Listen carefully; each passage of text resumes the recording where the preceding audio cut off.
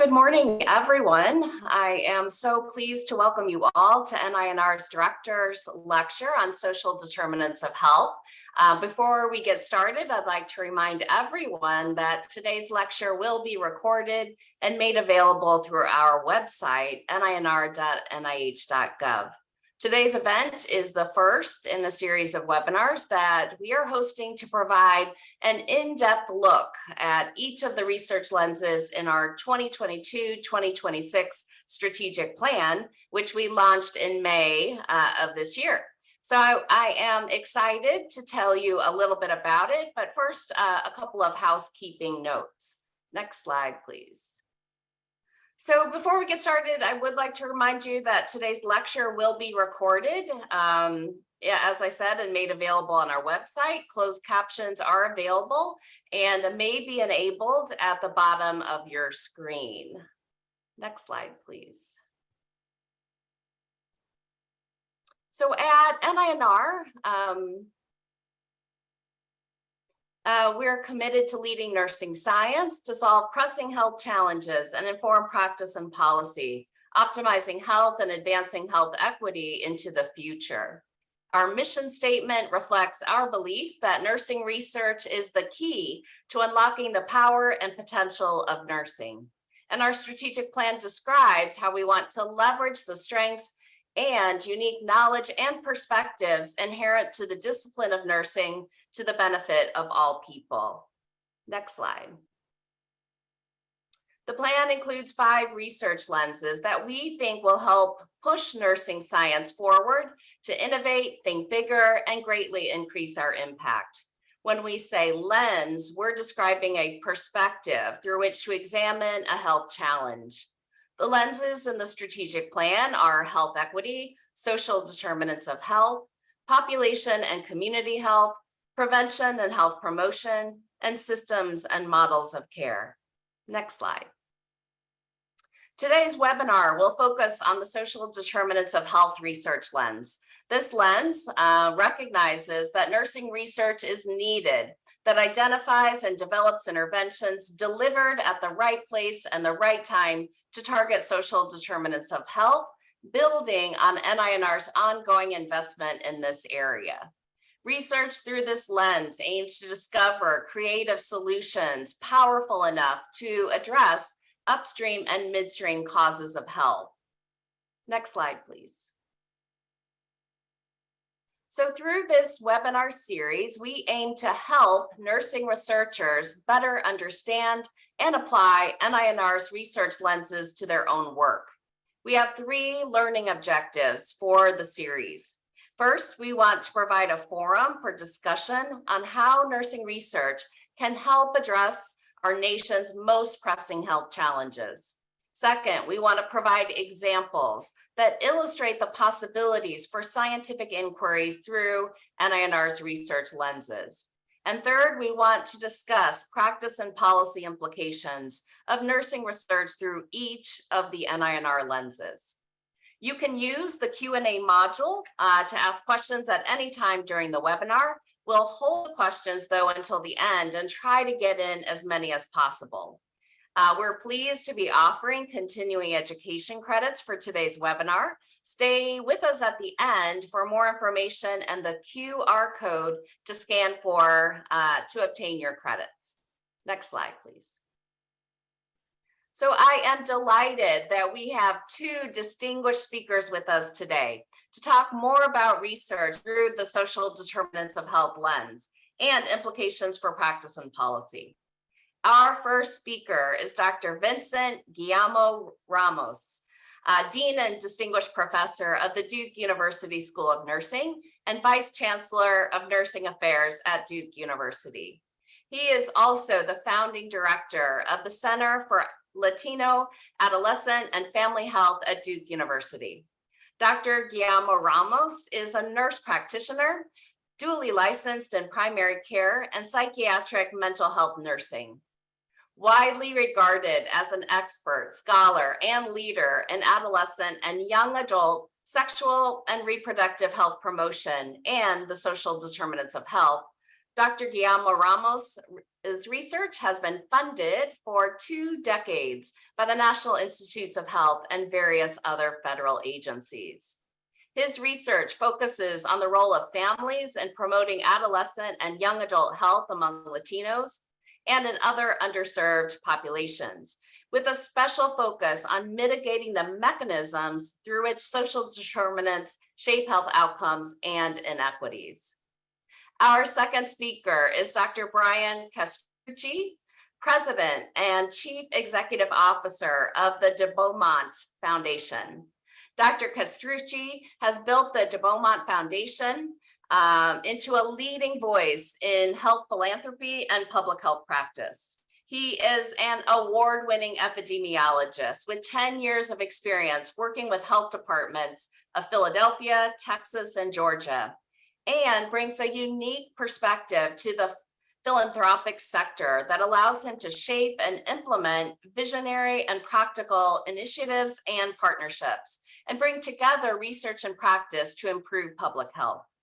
So Drs. Guilamo-Ramos and Dr. Castrucci, welcome. We're so pleased that you could join us today. And with that, Dr. Guilamo-Ramos, I will turn things over to you to get started. Thank you. Thank you very much, Dr. Zank. And it's quite an honor to be here with everyone, including my fellow panelist, Dr. Castrucci. I'm going to share my slides and I'm going to try to get across a number of important ideas in a fairly short amount of time. And so hopefully I can do a good job at this, but you guys will let me know. So my talk today is entitled Future Directions in Nursing Science, a call to action for mitigating the social determinants of health.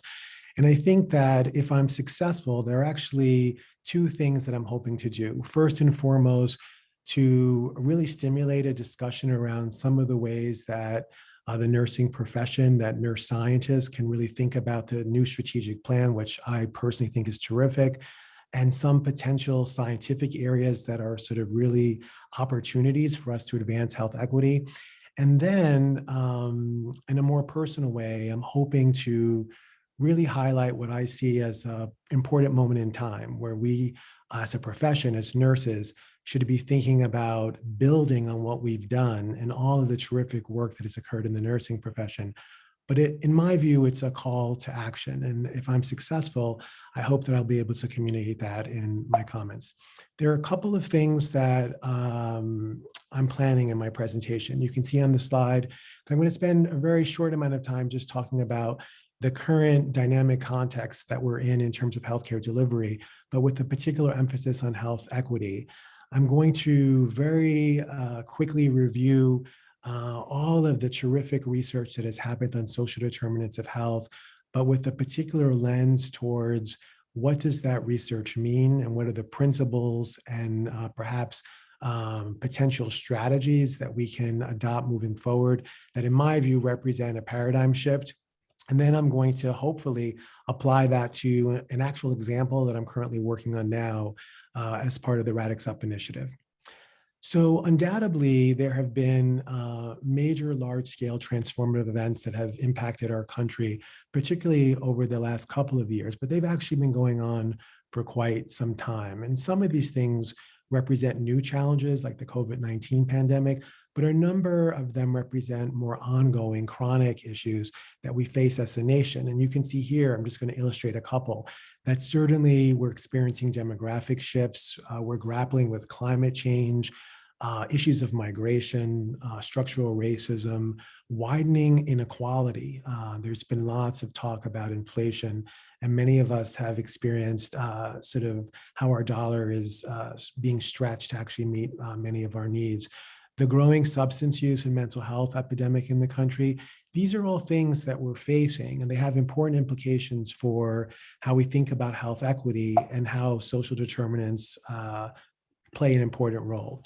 And so here, there are 3 relational forms that I think are worth mentioning again very quickly. The first is what I started with and mentioned just a second ago, that there have been new large-scale events that represent new challenges that have resulted in new inequities. And probably the most sort of pronounced example is the COVID-19 pandemic. And you can see here, for example, that COVID-19 resulted in mortality differentials between vaccinated and unvaccinated individuals.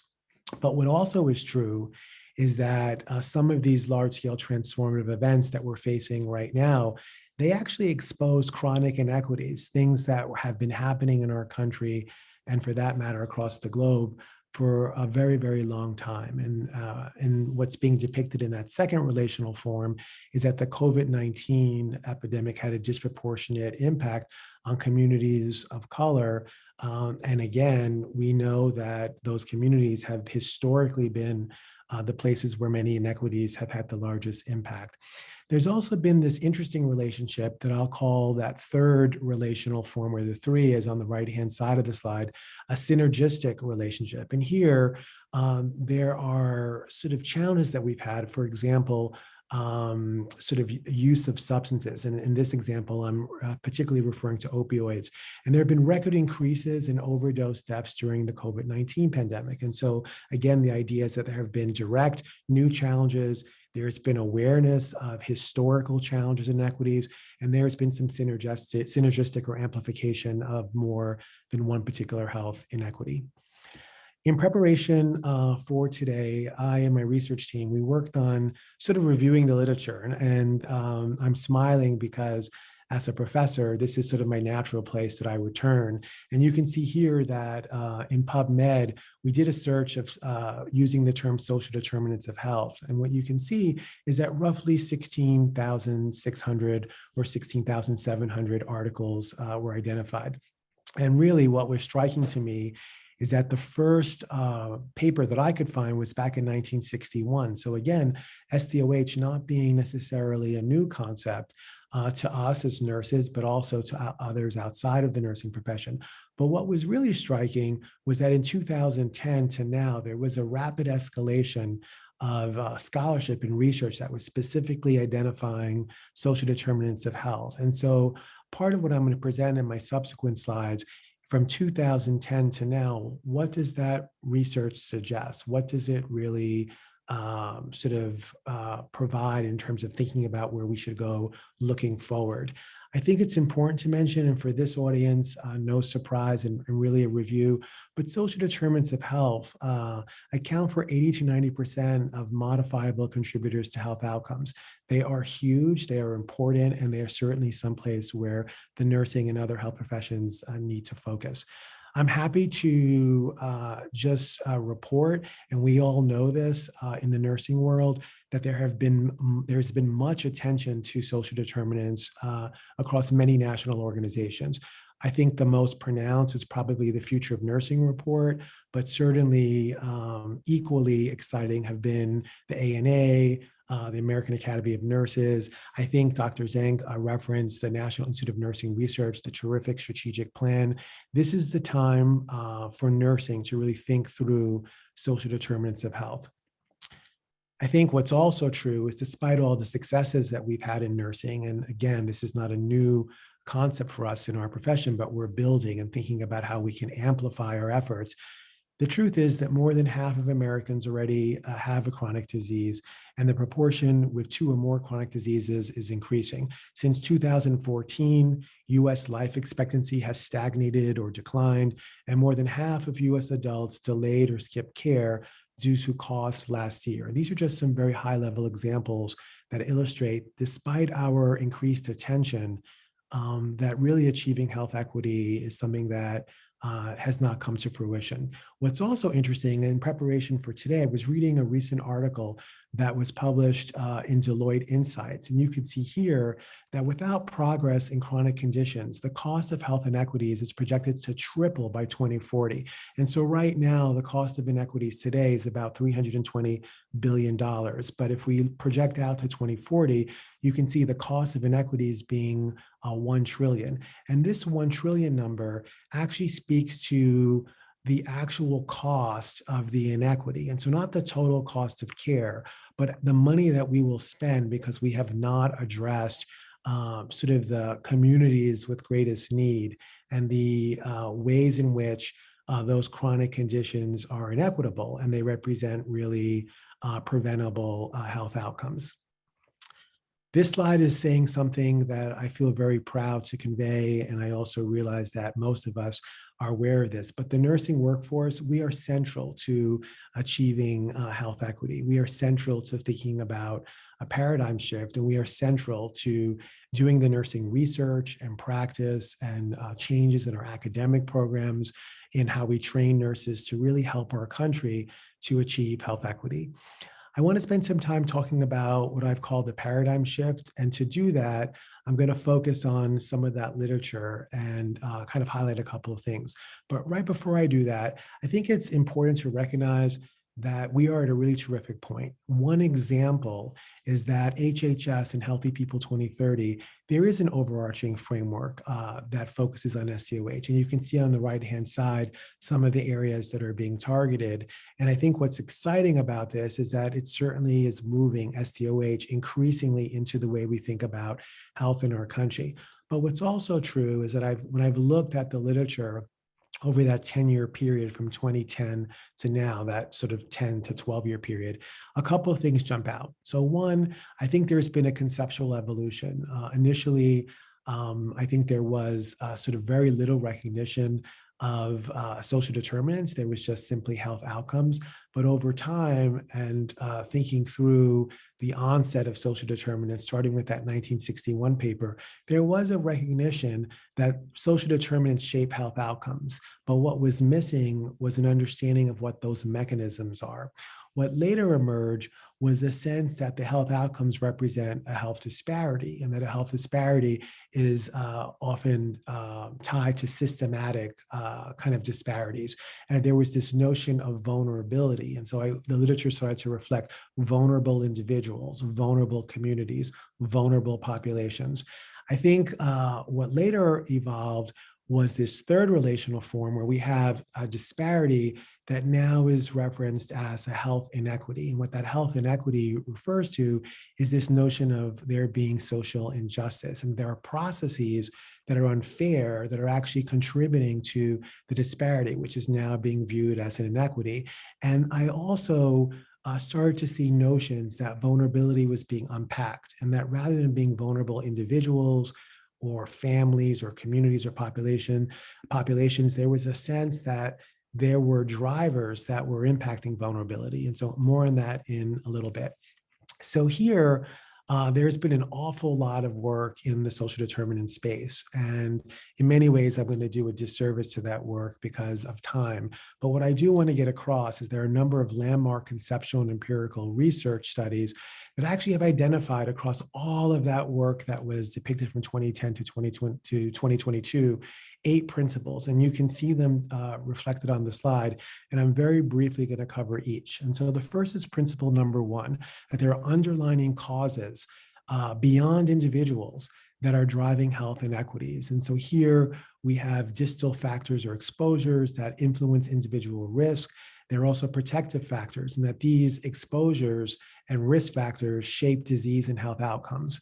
The second principle is that context matters. And here, it's not enough to say that it's solely a function of an individual, but this landmark framework, it really characterizes what was referred to as the structural production of health inequities. And so here, risk is largely seen as being exogenous outside of the individual. And there's recognition that there are 4 dimensions: the physical environment, the social environment, the economic environment, and policy. And I know that Dr. Castrucci is going to talk about policy later, but I think here, the risk is not solely a function of the individual, but it also is reflected in the environment. And so here's a really important way of characterizing 2 communities, community A, community B.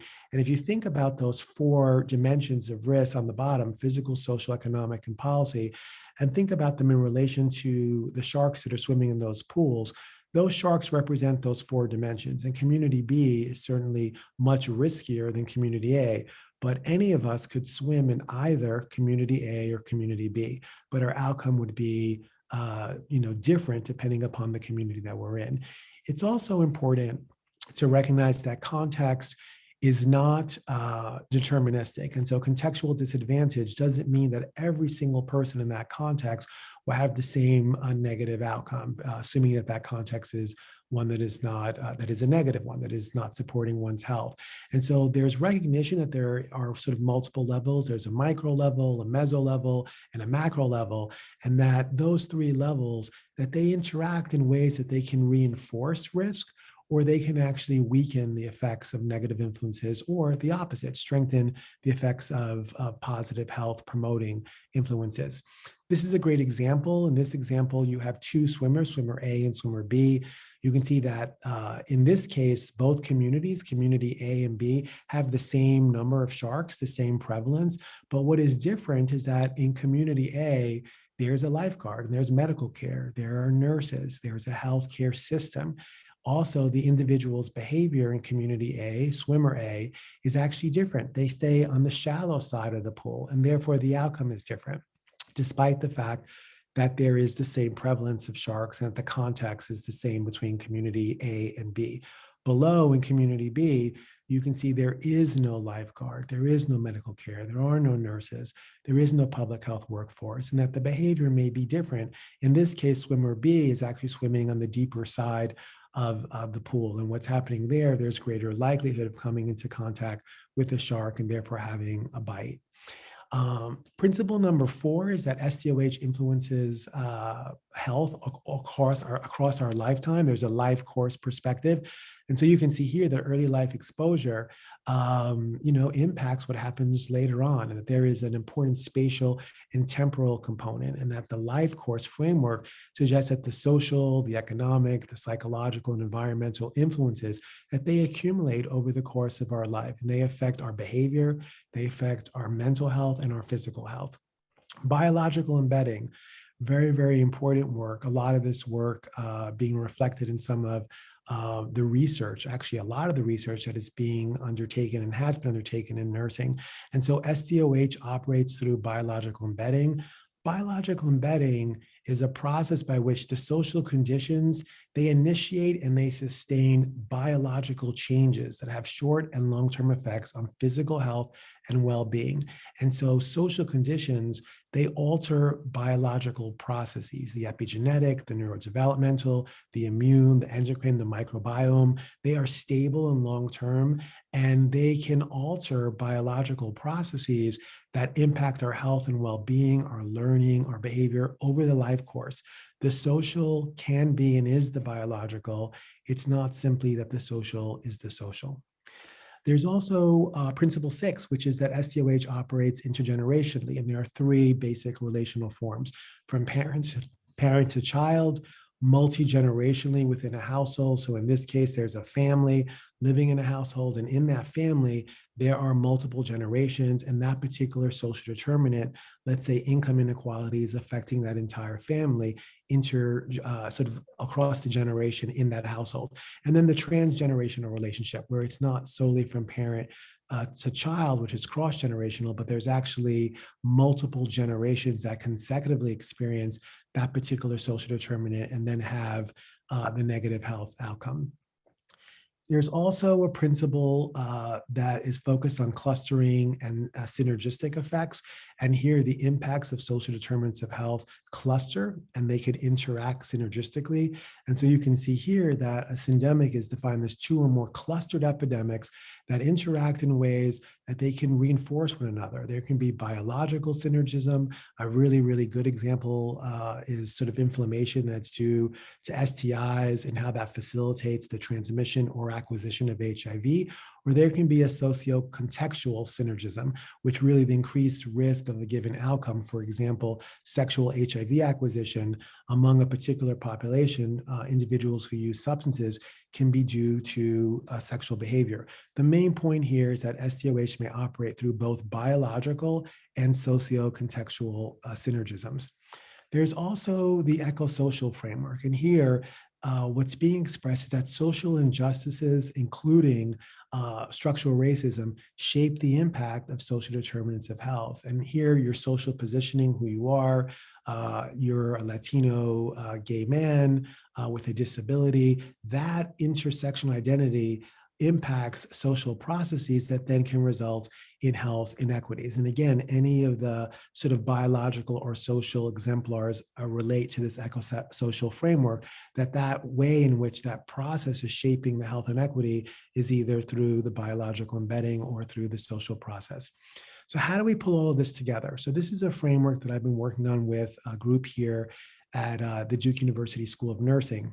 And one of the things that we are trying to convey is that each of the principles is reflected in this heuristic. And the idea is to take a particular health inequity in a particular context and sort of map it back. It's an interesting way to kind of organize what an intervention might look like. How does that inequity relate to exposure? So really pushing away ideas of vulnerability, but how does it relate to behavioral or social exposure?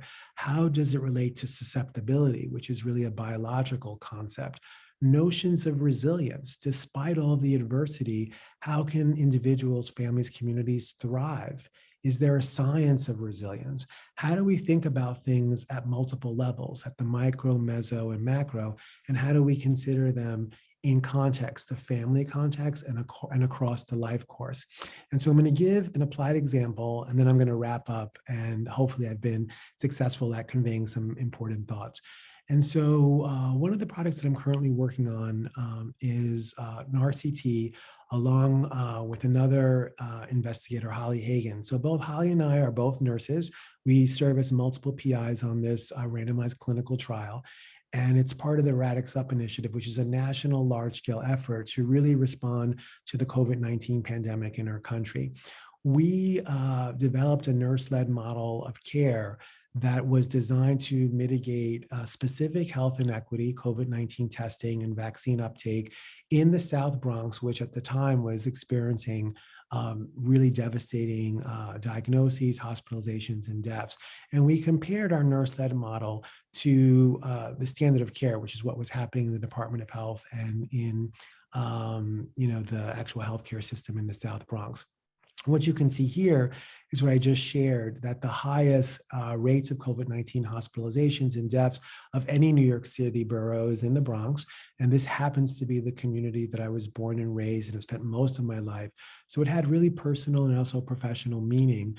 And you can see that the Bronx has more COVID-19 deaths than 99% of other counties in the United States. And so truthfully, there was a huge inequity that was occurring. It was geographically concentrated. And the Bronx is a New York City borough that is heavily concentrated with Latinos and African Americans. And our project is taking place in public housing. Meet Miguel. Miguel is a nurse, like many of us on this webinar today. And Miguel is involved in the implementation and also the evaluation of a multi-level nursing intervention that is tied to these notions of nurse-led models of care that are specifically designed to address social determinants of health, but within the context of a particular health inequity, COVID-19. I don't have enough time to kind of review all the components of the nurse-led model of care, but what I will say is that each of those pieces of the puzzle that you see on the lower right of the slide really speak to some of the thinking that is currently going on in my research group's thinking and also beyond here at the School of Nursing here at Duke as important pieces of how nursing can advance social determinants of health. Each of the principles was applied to the intervention and reflects what we did in the NCFP project. And I'm going to give a couple of examples now and share what that means, taking it from a conceptual to an actual application. So the locus of care is in the home. We moved the testing, the monitoring of the families with COVID, the care coordination regarding chronic disease, and also all of the testing and vaccine uptake directly to the families. And so it's delivered by bilingual and bicultural nurse, community health worker intervention teams that partner with families There's an individualized household infection control plan that does not focus on the individual, but focuses on the context, the household, the family, and how that family is potentially at risk and how risk can be mitigated. There's an explicit focus on resilience and how that family can overcome some of the challenges that are identified in the family-based mitigation risk assessment. And then also there are wraparound services that are provided by the community health workers because of all the secondary sequelae that are tied to COVID, but also things that were pre-existing. The particular community we were working in the South Bronx, Mott Haven, is one of the most economically disadvantaged communities in the United States and certainly in New York City. There are health and social, educational, and vocational supports that are offered across the life course, multi-generationally in that family's home. And in the community health workers are wrapping those services and linking those families to additional services in their community. There's enhancement of COVID-19 immunity through offering of the vaccine and the vaccine being delivered directly to families in their home. There's a theory-based intervention that actually shapes their vaccine decision-making, both the core dose and also boosters. There's what I've mentioned previously, the family-based prevention and mitigation. So it's not about individual behavior, but about families thinking through how they can collectively build mutual aid and how they can help one another and those in their community to prevent COVID from entering their household. I've mentioned some of the care coordination from the community health workers, but here the nurses are involved in coordination of comorbidities outside of the COVID context, because many of the services during the period when we were locked down, folks could not access routine health care. And so our nurses and community health workers were providing care management in the home.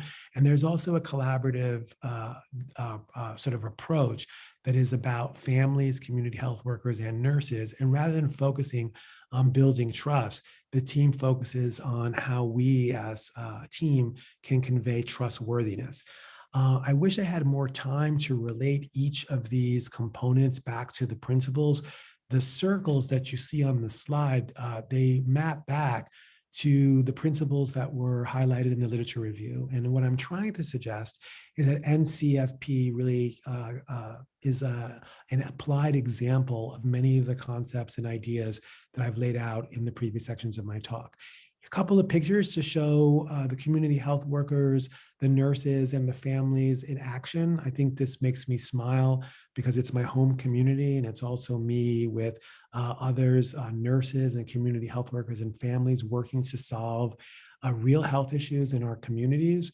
And I guess what I want to leave folks with is first and foremost that I think that the NINR strategic plan is a wonderful call to action for nurse-led SDOH and health equity research.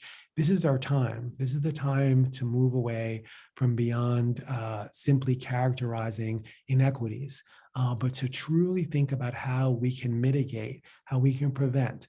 What are those mechanisms? Is there a science of resilience? How do people thrive despite the adversity that we face? And how can we develop, evaluate, and disseminate multi-level nursing-led interventions that are collaborative, that pull on the principles that are depicted in the SDOH literature? Thank you very much. Special thanks to my team. I'm going to turn it over to Dr. Castrucci. Thank you.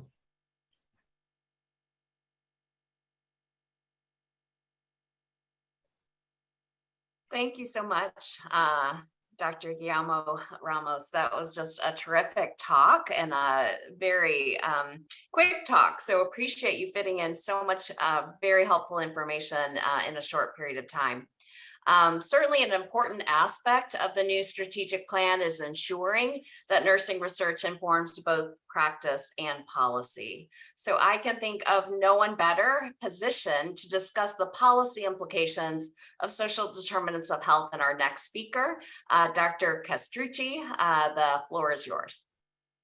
Well, thank you, Dr. Zank. That was awesome. That was a great presentation by Vince, and I'm super happy to be here today. So let me just start out. I'm not a nurse, but both of my parents were nurses. So I feel like, growing up with nursing journals in the bathroom give me some credibility to talk a little bit about this. This is my information. I'm be happy to have folks tweet this. Nurse Twitter is very strong. And we should be having this conversation not just today, but throughout the year, throughout the decade. This is a conversation that has to keep going. So feel free to follow me. I'll follow you back at Brian C. Castrucci. In all transparency, I need 36 more people to get to 10,000. So help me out there, nurse community. When you think about where we are in healthcare, I think we're kind of stuck. When you think of futurists say that we're going to have more change in the next 20 years than we've had in the past 100. But I don't know that that's going to be true in healthcare. I think we are often stuck in an individual focus, in an individual lens, and we're not really addressing the things that are making us sick. We have an expansive and expensive healthcare infrastructure, but it is not bugs and bacteria that are driving our health. It's those things that are in our community. It's policy, it's environment, and the healthcare structure that we have now, it's not working. It absolutely is not delivering given what we are paying. And so in thinking about what I wanted to share with you all today, it's how do we get to a future, not of nursing research or public health or medicine, but how do we get to a future of health, of better health? And when you think about the future, you conceive of a future, right? This is what it's going to be. And then you act. And so as you act, you make the future, right? So if someone tells you all of a sudden Bitcoin, which I don't really even understand what that is, but if someone tells you that Bitcoin is going to be the future, you start buying Bitcoin. So your act, just the prognostication of Bitcoin, got you to act in a way that created that future. So for the 900 or so nurse leaders and researchers on this call, I want to talk to you about these kind of 8 mega shifts, things that you can do to actually help change the future of health. And so I just want to go through these and share some of my thinking on these mega shifts and how we can actually get there. And so kind of the first is this social needs and social determinants are different. The link between community and personal health is indelible, and medicine is not enough. And I think we know these things, but this is how I think of healthcare right now. We are asking clinical medicine to use bigger and more buckets to bail the ship, right? Instead of really dealing with our issue with the social determinants of health. Now, while I am not a nurse, I have probably, unfortunately, had a lot of interaction with nurses. In February, I had a heart attack. And I feel great. It was like the best thing that ever happened to me. Do you know why it's the best thing that ever happened to me? Because I can afford Corvette level healthcare. Because I didn't have to be asked the questions about, hey, do you have 108 hours of leave for the cardiac rehab for the next 12 weeks? I didn't have to worry about what jobs I had. I have one job. It gave me a lot of paid sick leave. I didn't have to worry about that. Because right now, we all know this, a Corvette drives a lot smoother than a Chevette. A Corvette's a better ride. It's more luxurious. And that in a capitalist automotive market makes sense to me. But right now we are building a healthcare system where health is a luxury item, where if you can afford that Corvette, you're going to get great care because those social determinants have already been taken care of by your community. But in communities where there are challenges in the community, like I love Vince's slide with the sharks. My job, I want to kill those sharks. I don't want to just stay in the shallow end of the pool. I want to figure out how we off those sharks and how we off them in an equitable way. And this, if you take nothing else from this whole talk that I'm going to give, please take this and call people on this every day. There is a difference between social determinants and social needs. If someone says, look, I'm addressing the social determinants in my hospital, I have a food bank for my patients, just look at them dead in the eye and say, you don't know what a social determinant is. That's a social need. Social needs help us still work through an individual lens. I can mitigate my patient's housing needs, but that does nothing for the housing needs of the community.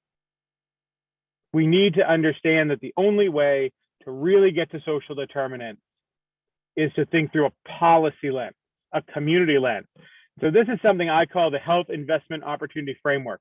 We have given a really poor dichotomy of upstream, downstream. It's not binary, right? That's a problem. We said, okay, go upstream. And so someone takes one step upstream and they're like, look, I did it. No, it's many steps upstream. So in our lowest, if you look in the two different colors, it's individual lens versus community lens. In that individual lens, you can be downstream, which is the community. And then the individual is the healthcare, the clinical environment.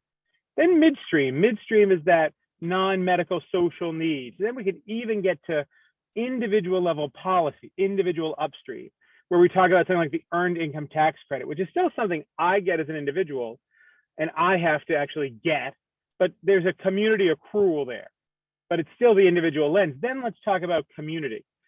Food banks, Meals on Wheels, that is community level, but it's very downstream. It still requires a lot of individual action. It is not sustainable. It only lasts as long as we can pay for it. And then you look at things like community midstream. That's where Kaiser Permanente is doing impact investing to build housing. But ultimately that keeps decisions about housing in the hands of the private sector. We need to get to community upstream. We need evidence base in our policies. We need research on policies like rental inspection and complete streets. That, when you are in box 6, you are addressing the social determinants of health. But if what I do only helps one patient at a time, that social need, don't let people get away with confusing those. Changing the health narrative, changing the narrative to health and building partnerships. Someone asked in the Q&A whether social determinants of health was the right word. I don't care what the word is. I don't care if we don't even have to agree, the 900 of us on this call. What we think this word needs to be is irrelevant because we know the concept. Those that we're trying to influence, elected business leaders, other people in other sectors, we need a word and a language that resonates with them. We need to rebuild trust by having better communication. Communication research should be something nurses are leading. We need more communication research. That's the way we're going to build partnerships. We cannot do this alone. Let's be honest, public health got its butt handed to it throughout the pandemic. And it's partly because we didn't have the credibility with the schools and the business leaders to do some of the actions that we wanted to do. And we need these partnerships. Now, something that we've done, just as some reference, we have this toolkit called phrases, public health reaching across sectors. And yes, for those you who have never been to schools of public health, we have a whole class in acronyms where we have to go through the class and everything has to be an acronym. So phrases stands for public health reaching across sectors. It is the communications toolkit for the chief health strategist. And later this month, our book, Talking Health, will be released. And that's really talking about how we talk about health so that people understand us. I often say to folks, when you look at the former president, you remember his campaign, what did he want to do to Hillary? And whether you're a Democrat or a Republican, you remember, he wanted to lock her up. When we talk about health, we say, well, health is 3 hours later. That's what health is. 3 words versus 3 hours. We need better communication. Policy is the prescription for better health. There's nothing more important than this. No matter what we're doing, all of our policies are just trying to, control the flow of disease. We need to shut off the spigot. Throughout the pandemic, we said things like, if you are sick, you should stay home from work. Well, I'm not staying home from work if it means my kids don't eat, if it means I lose my house. I need paid sick leave. We're one of 2 nations that don't have a national paid sick leave standard. Us and South Korea, the only 2 industrialized nations without a paid sick leave standard. And then if you're sick, you should isolate into 1 room of your home. But what if my home only has 1 room? Our policies actually can change the environment. I'll tell a very quick story of playing Monopoly with my son. And I told him one day, you always lose. You should be the boat instead of the car. Well, he played as the boat and he still lost. We enacted a set of policies, rule changes, where if I go around go, I get 200, but he gets 300. If I land on a property, I pay all the rent, he pays half the rent. If you want the outcome of the game to change, you must change the rules that govern that game. That's what policy can do for us. I encourage you to check out cityhealth.org. City Health is a partnership between Beaumont and Kaiser. We have policies that are evidence-based, and we rate the 75 largest cities in the country, previously the 40 largest cities in the country, as to the quality of each of those policies and whether they have them at an overall level. Because policy is what's going to change the way that we are healthy. It's policy takes care of the sharks. That's what we need. We need policy to intervene at that level. Data, I got to mention data here because data are the original sin. If you are talking about health equity and you think data somehow deliver you, high quality information, it may do that, but data are biased. Health equity and disparities start with how you collect the data. Who's at the table when you define the actual instrument? All of our COVID messaging was done with a sample of 1,200 Americans, and it left out any number of nuanced communities and different perspectives. Data are something we have to think about, and we have to develop our political will to actually mobilize the data that exists. Let's not forget that we sent a robot to Mars to engage in robot tourism. It got out, it took pictures, it sent pictures back. That was pretty awesome. We sent a robot to Mars to take pictures. But I got a bunch of kids in my community who are hitting the ER routinely with asthma. And they're in different schools and they're in different pediatricians' offices on different insurance and seeing different hospitals. And I can't find out that those 4 kids all live in the same apartment building. I can't find that out. That's because of political will, but I can sure as heck put a robot on Mars to take pictures. How are our priorities? Where are our priorities? Is it making those kids healthy, or is it sending robots to Mars? And then health equity.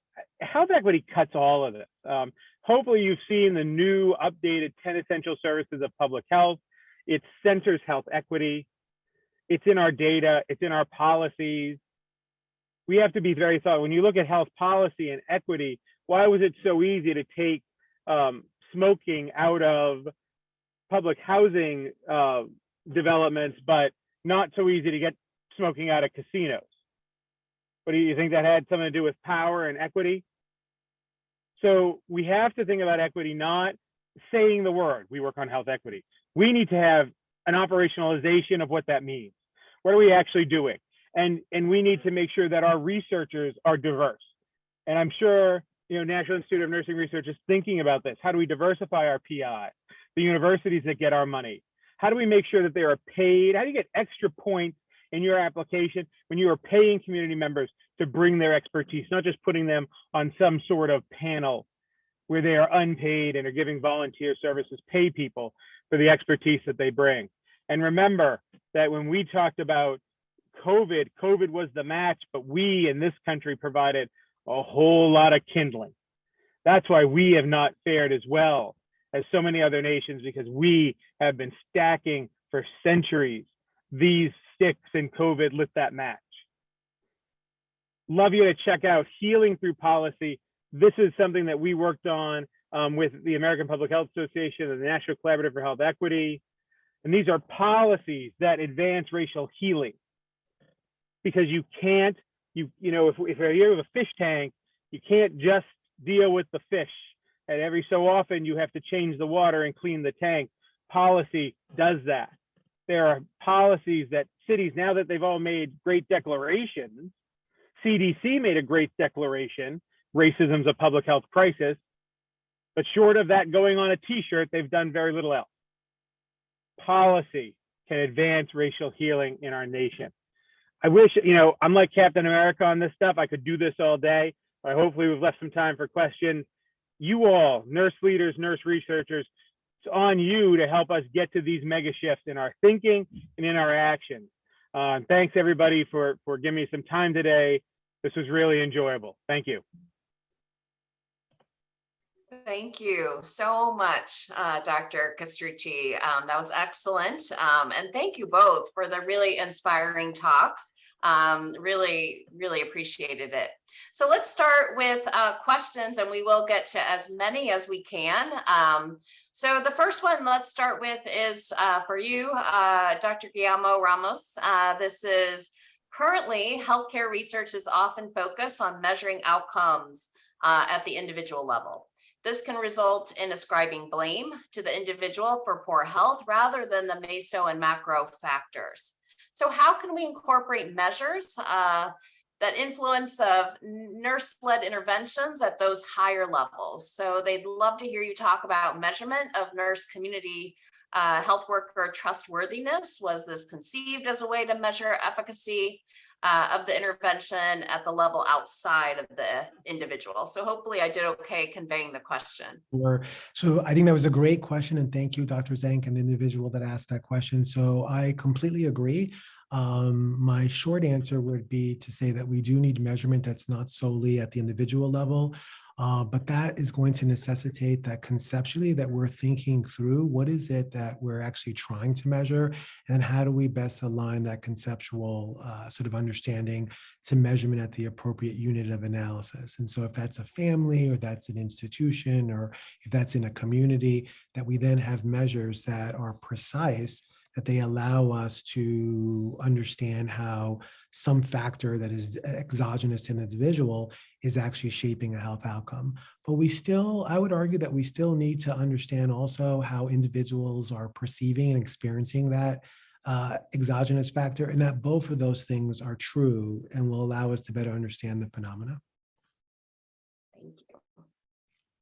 So this is for you, Dr. Castrucci. There are so many factors and interventions being used. How do you know which of these is making a difference? So this is never going to be bench science, right? I get that question from my board at times, like, how do you know that policy works? Well, what we have to do is the research on the policies. Like, no one says to you, well, let's see, does Lipitor work for you? We should do a study for you. No, we do the pharmaceutical trials, we know the medication works, and then we apply it. And so I think what we have to do in a community setting where understanding, like, listen, in my next life, I'm coming back as a bench scientist. I'm going to mix ooze A with powder B, and I'm going to look, this is what happened. But what I know is that when I do an intervention in my community, I had McDonald's open 5 sites, right? So I never can control for everything. What we need is the good research on the policy. We need evidence-based policy. We need to show the work, and then we need to apply it. And maybe it's going to work differently in some communities than others. Like, listen, some people have drug reactions. Some drugs aren't as effective for some as others, but we still take the medication. And policy is that medication for our community. And we need to look at it the same way, right? Again, you don't run a trial every time your doc gives you a prescription. We shouldn't have to run a trial every time that we're doing a policy. And so that's, I understand, and I'm an epi and I love evaluation, but this is a community context, and evaluation becomes challenging because there are so many confounders happening at the same time. Thank you. So let me transition back to you, Vince. So you talked about biological factors and embedding, so that concept. So for nursing researchers who are currently focused on basic science or the biological underpinnings of health, how can they start to incorporate some aspects of social determinants of health into their research if they haven't done that to date? How could they get started? That's a terrific question. And I think what I like about that question so much, Dr. Zank, is that it really speaks to one of the areas that has been historical long-term competency in nursing. And it allows us as a profession to kind of build on what we've done. And so I'm thinking about areas like symptom science and other sort of more biologically based sort of research programs. I would say that recognizing that those symptoms are occurring in a broader context. And I think nursing has done that, and that it's important then to illustrate how those biological processes are related to social phenomena. So one thing that we might consider is that while we're doing that sort of basic work on sort of pathophysiology and sort of what's happening in a very biological sense, are there more social kinds of measurements that can then be correlated or related to those processes? So we start to see some of those relationships. And as we make changes and we have experimental manipulations on social processes, do we see changes biologically? I mean, to me, that would be one example of exciting work that would help advance our contribution. Thank you. So we might have chance for one more question. So I'm going to ask you both to respond, starting with you, Brian. So what are your recommendations for nursing and public health to collaborate and address the leading causes of pregnancy associated with deaths in the United States due to homicide, suicide, and drug overdose? Do you mind commenting on that first, Brian? No, I'm happy to do that. I mean, we've known this is not an issue of needing more science. This is an issue of political will. We've run maternal death reviews forever on the public health side with nurses and clinicians. And it's not the fact that we don't know why people are dying, but we lack the political will to change the system such that it prevents these deaths. I mean, implementation science is something, National Institute of Nursing Research should be engaging in. Someone asked in the question, how do we change policy? In City Health, we've changed 50 some odd policies in just a couple of years. This is the implementation science of it. We impacted 36 million people. So we have to ensure that there's access to healthcare. We have to ensure, again, we can do a whole lot of research. And listen, let me be really clear on this. Let's stop all the research on housing. Let's stop all the research on hunger. We know we know what to do about people who are homeless. You give them a house. We know what to do about people who are hungry. You give them food, but not just today. You have to build systems that sustain and address people's hunger. We know in the EMR, all the places there are food insecurity. Don't build a food grant. Don't build a food bank, build a grocery store. And that's the hospital putting up cheap cash, cash with a low interest rate. And that's the city council not having taxes on that grocery store because they're serving a public good. This is what we have to do. We have to change our thinking. It's not research. None of us are researchers. Okay, no, we had 813 people. None of you are researchers. You don't run, Dr. Zenk, you don't run the National Institute of Nursing Research. You run the National Institute of Nursing Change, the National Institute of Nursing Impact. That's what we have to do. Research is a tool to get us there, but embody the change, know where you're going. That's what we need to do.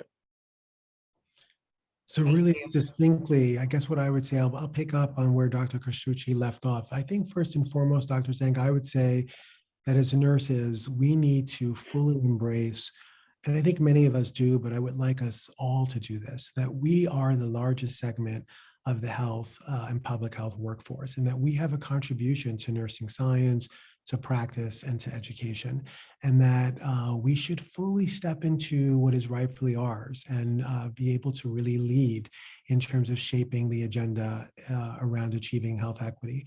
I also would say that we have conceptual models, our science, our interventions, our policy recommendations, the kinds of clinical care that we provide. There's value in the nursing perspective, and I think that it's time to kind of operationalize that and to hold it up as really helping to achieve what we collectively want to do.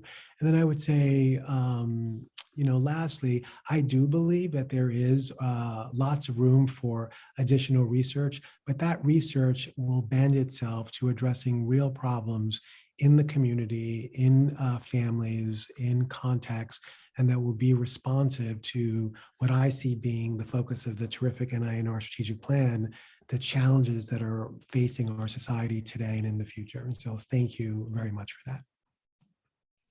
Thank you both. I wish we had more time, but those were great closing remarks. So unfortunately, we will need to close. So as a reminder, though, to our participants, continuing education credits are available. So please scan the QR code on this slide for a link to a short survey in order to receive your certificate. Webinar evaluations and continuing education certificates are provided by the Foundation of Advanced Education in the Sciences. This organization was created by the NIH to facilitate a collegial environment and provide educational opportunities to the scientific community. So you can visit their website to learn more about their workshop and course offerings. So we would like to thank FAES for supporting our mission and this lecture series. Next slide, please. So thank you again so much to today's speakers, Dr. Guilamo-Ramos and Dr. Castrucci. We are so grateful to you for sharing your knowledge and expertise with us. We'll be announcing the date for our next webinar soon, so stay tuned on our website, ninr.nih.gov, for the latest updates. And if you have any questions about today's webinar, please reach out to info@ninr.gov. So with that, thank you again to our speakers for the excellent webinar, and so appreciate it. With that, I'll close us out, but thank you all for joining us and for everyone for participating. Goodbye.